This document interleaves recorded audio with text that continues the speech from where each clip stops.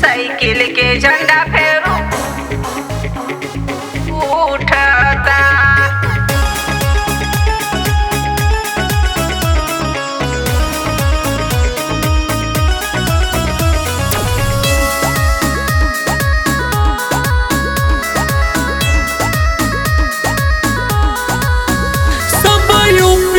जनता कहत बा अब सपा के राज इहे चाहत बा, सपा के राज इहे चाहत बा। सब यूपी के जनता कहत बा अब सपा के राज इहे चाहत बा। चोर बेईमान सब देशवा के लूटता, चारों ओरिया लहर ये उठता। साइकिल के झंडा फेरू उठता, सुन के सबके पसीना छूटता। साइकिल के झंडा फेरू उठता।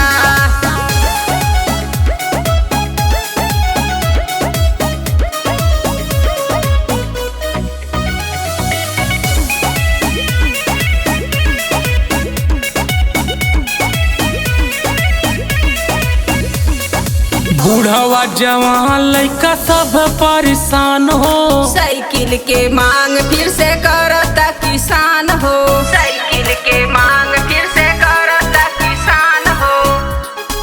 बूढ़वा जवान लइका सब परेशान हो। साइकिलिए के मांग फिर से करता किसान हो। विरोधियन के छाती में दर्द उठाता, चारों ओरिया लहर ये उठता। साइकिल के झंडा फेरू उठता, सुन के सबके पसीना छूटता। साइकिल के झंडा फेरू उठता।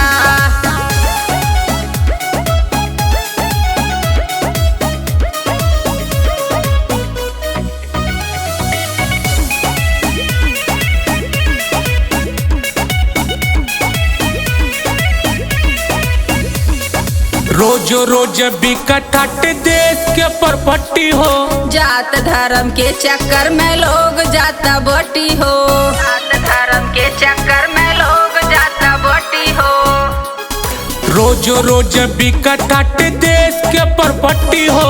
जात धर्म के चक्कर में लोग जाता बोटी हो। हिंदू मुस्लिम कह के जनता के लूटता,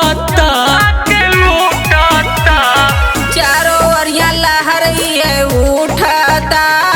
साइकिल के झंडा फेरू उठता, सुन के सबके पसीना छूटता। साइकिल के झंडा